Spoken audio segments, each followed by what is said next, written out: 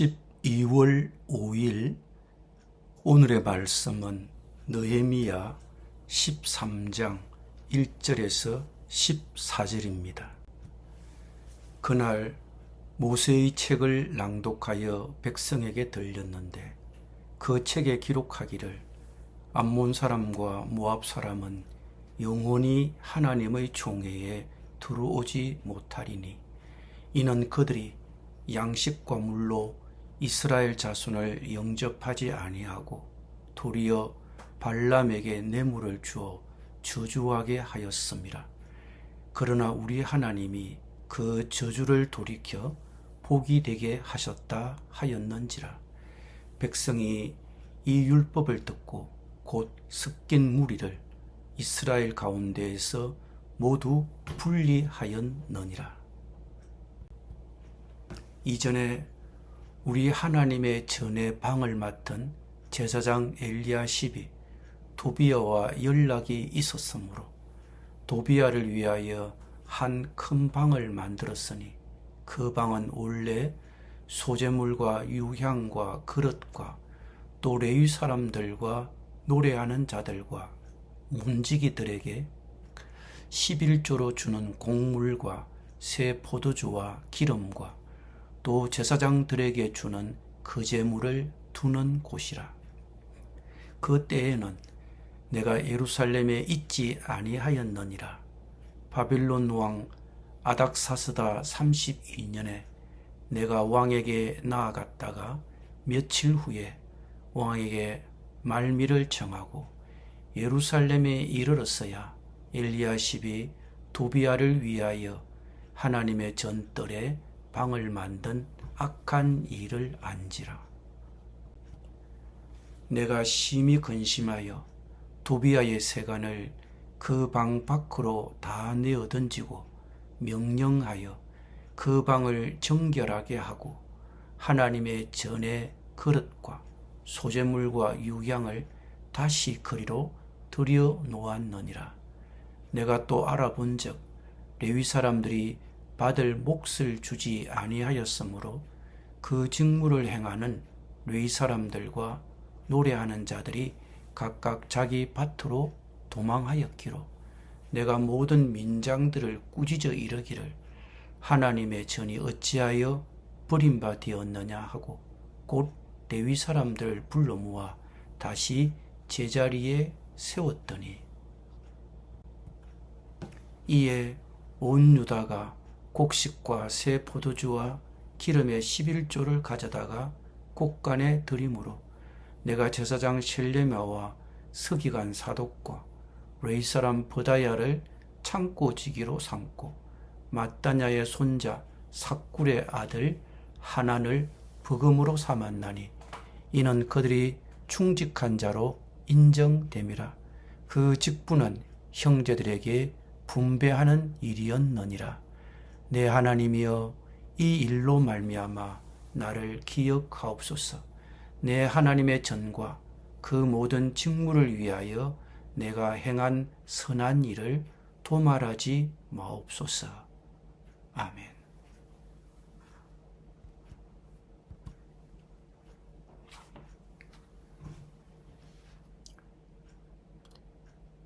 예루살렘 성벽 재건을 성공적으로 끝냈고 백성들은 감사와 찬양으로 하나님께 성벽을 봉헌했습니다.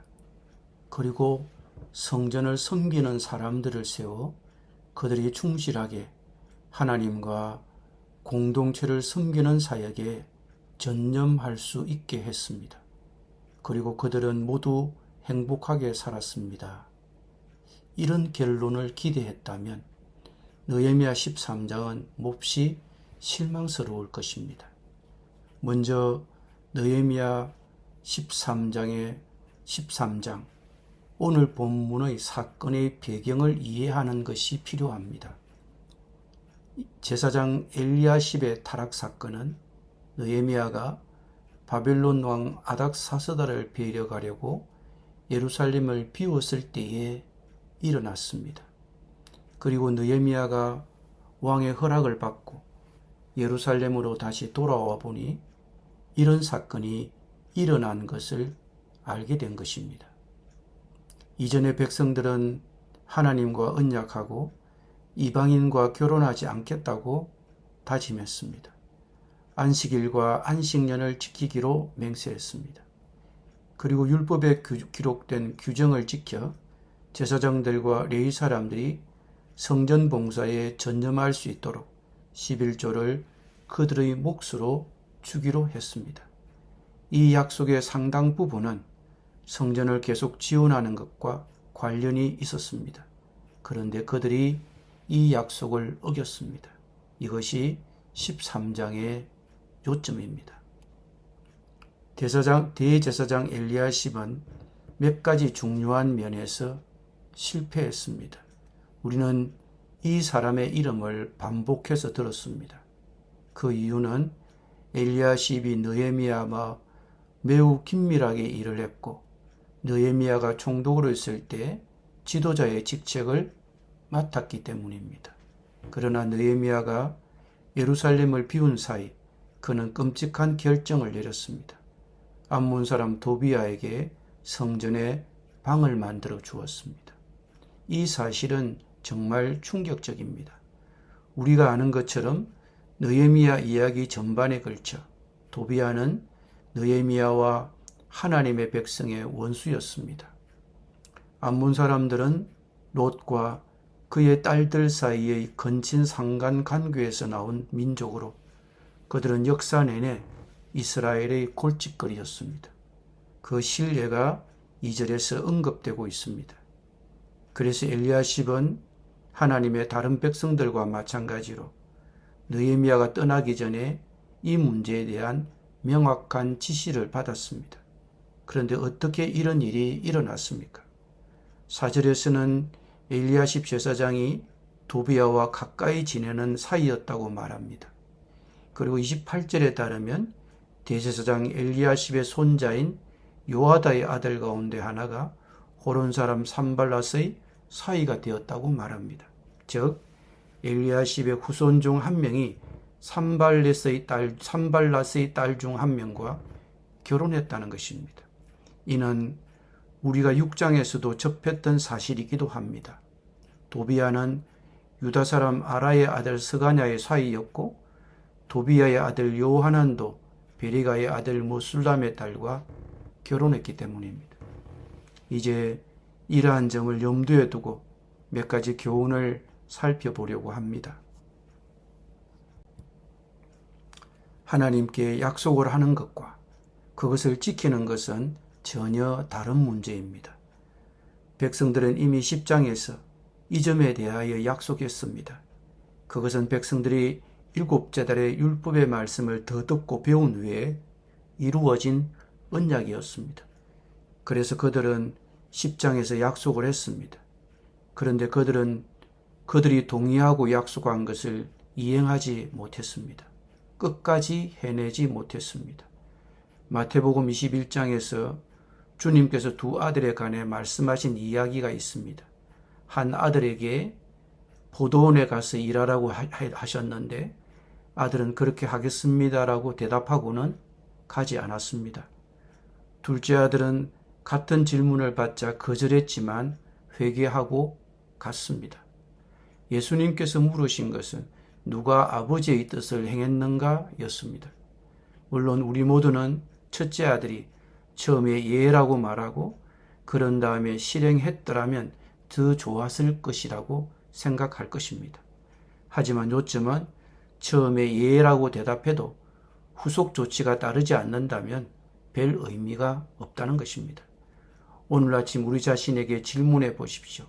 나는 동의하고 약속한 것을 끝까지 해내고 있는가? 왜 우리들은 하나님께 약속한 것을 제대로 이행하지 못할까요? 이행하지 못하는 문제점이나 어려움이 있다면 그 이유는 무엇일까요?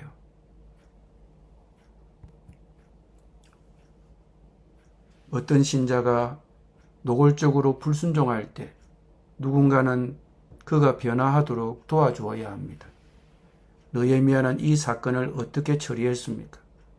여기서 우리가 교훈을 얻을 수 있습니다. 그는 이 사건을 감추지 않았고 매우 직설적으로 반응했습니다. 이 악한 일을 알게 된 느헤미야는 몹시 화가 났어 도비아가 쓰는 방의 세간을 다 바깥으로 내던지고 말하였습니다. 이 방을 깨끗하게 치운 다음에 하나님의 성전 그릇들과 곡식 제물과 유향을 다시 거리로 들여다 놓으라. 모든 분노가 죄는 아닙니다. 시편 7장 7편 11절에서 시인은 매일 분노하시는 하나님이란 표현을 썼습니다. 이 악한 일을 알게 된 느헤미야는 화가 났습니다. 그리고 문제를 해결했습니다. 이런 종류의 죄는 단호하게 처리되어야 합니다. 하나님의 백성의 공동체를 세상의 영향으로부터 보호하는 것은 리더십의 중요한 부분입니다. 느헤미야가 화가 난 것은 엘리야십이 도비아와 같은 사람을 곁에 두어도 자신들에게는 아무런 회가 없을 것이라고 생각했기 때문이었습니다. 엘리야십이 도비아에게 성전의 방들 중 큰 방 하나를 내주었다는 것은 그의 안이한 생각을 보여주는 것입니다. 무슨 큰 일이 있겠냐라고 생각한 모양입니다. 신다들 중에는 자녀들에게 미치는 세상의 영향에 대해 특별히 걱정하지 않는 부모들이 있습니다. 특별히 자신의 자녀들에게 큰 일이나 있겠냐라고 안이하게 생각하는 것입니다. 깨끗한 양심으로 경건하고 결단력 있는 리더십을 발휘해야 합니다. 어떤 사람은 이러한 사건을 읽고 이렇게 결론을 내릴지도 모릅니다. 아마 느헤미야가 나중에 이 모든 일을 두고 미안해 했을 것이다. 그러나 본문에는 그가 이 사건을 처리한 후에 그 일을 미안해하지 않았다는 명백한 증거가 있습니다. 느헤미야는 1년의 사건을 처리한 후에 이렇게 기도했습니다. 하나님, 내가 한 일을 기억하여 주십시오. 하나님의 성전을 보살핀 일과 예배를 드릴 수 있도록 정성껏 한 이 일을 잊지 마십시오. 그는 깨끗한 양심으로 경건하고 결단력 있게 이러한 사건들을 처리한 것입니다. 기도드립니다. 주님, 나의 삶에서 끊어내고 배제해야 할 것이 있습니까? 주님, 제가 주님께 더 가까이 다가가기 위해 필요한 모든 조치를 할 수 있도록 도와주십시오. 예수님의 이름으로 기도드립니다. 아멘.